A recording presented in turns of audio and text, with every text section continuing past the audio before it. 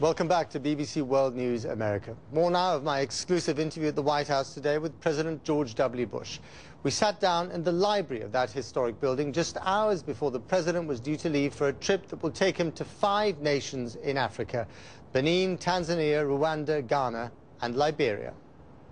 You're famous for saying that you don't believe in opinion polls. Yeah. Do you have any idea how you rate in the countries that you're going to be visiting in Africa? No, sir, I don't. Well, I've got news for you, and it's good news.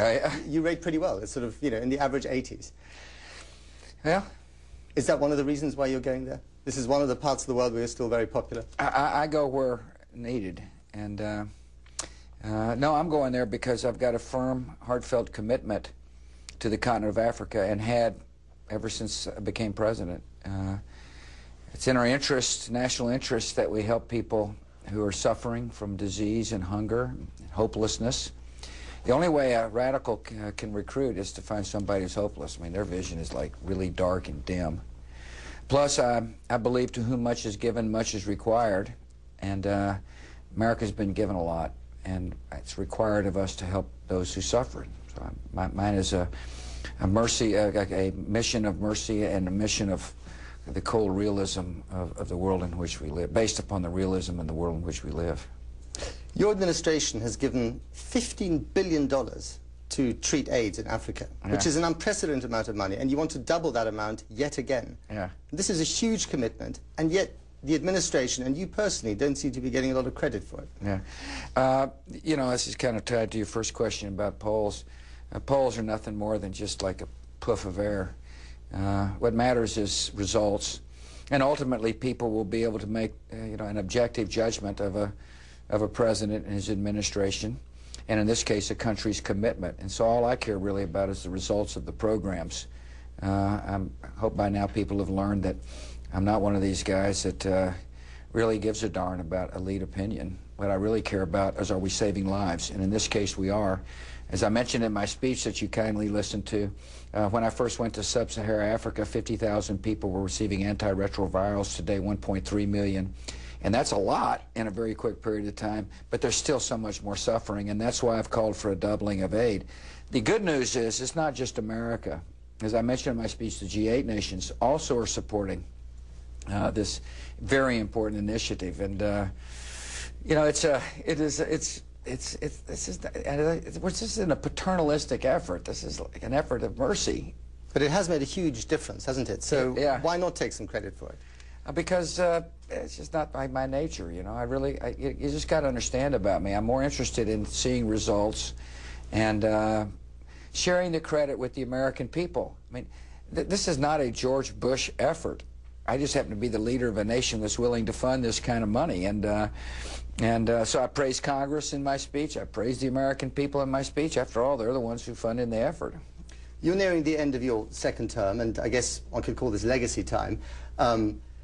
Now, whatever you do and say about Africa, there's only one country really that the wider world will associate with you with, and that equation is Bush equals Iraq. Yeah. Are you happy about that? Well, I mean, that's what the current you know, elite would like everybody to think about, and that's fine. I think history will have when history marches on, there'll be a little more objective look about the totality of this administration. Of course, our change in the way we did aid in Africa is substantial and different, and lives will have been saved.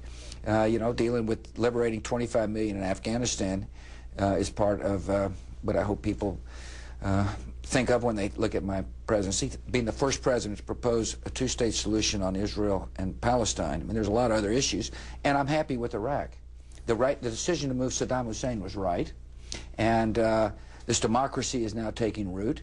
And I'm confident that if America does not become isolationist, you know, and allow the terrorists to take back over, Iraq will succeed. Do you regret, rather, I should say, that you didn't listen to some of your commanders earlier to send more troops to Iraq to achieve the kind of results that we're seeing now? You know, my commanders didn't tell me that early. My commanders said we got the right level of troops.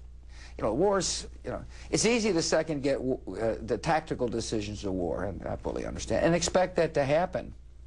All I can do is base decisions on the considered judgment of the experts, and I did, and I take full responsibility for every military decisions that's been made in Iraq. Hello there. We're coming now, and the world is beginning to recognize that the decision to send more troops, which was a pretty tough decision at the time, is providing enough security for the politics to take place. And this morning, you're the first reporter I've been able to describe these conversations to, but I did speak to the Prime Minister, the Speaker, and 2 deputy speakers to congratulate them on a series of substantial legislative achievements that are beginning to say to the world, and more importantly the Iraqi people, reconciliation is happening and the legislative body is beginning to function, which is good news. Can you honestly say, Mr. President, that today America still occupies the moral high ground? Absolutely. Absolutely. We believe in human rights and human dignity. We believe in the human condition. We believe in freedom. And we take the lead. We're willing to ask nations to do hard things. We're willing to accept responsibilities.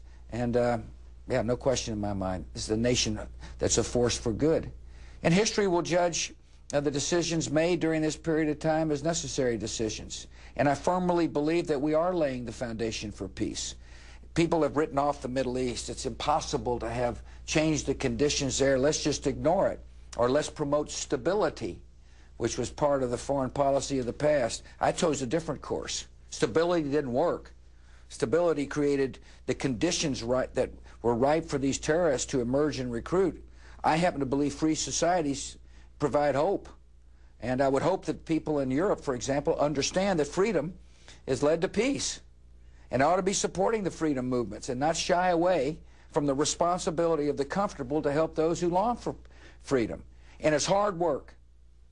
It's really hard work. And it doesn't happen instantly. You know, we live in a world like that. In all due respect to 24-hour news, we live in a world where everything's like instant. But the work we're doing it takes patience. But most importantly, it takes faith in the universality of freedom that exists in every heart. And so, yeah, I'm not only happy to defend decisions, I'm confident that they will lead to a better tomorrow. Mr. President, I gather we've run out of time. Thanks for talking to us. You bet. Thank you. Coming up on BBC World News America, you heard President Bush's thoughts there on China and Darfur. We'll report from Sudan on just how involved in the country's affairs China really is. And later, mapping the effect that humans have had on the world's oceans. And it's not a very pretty picture.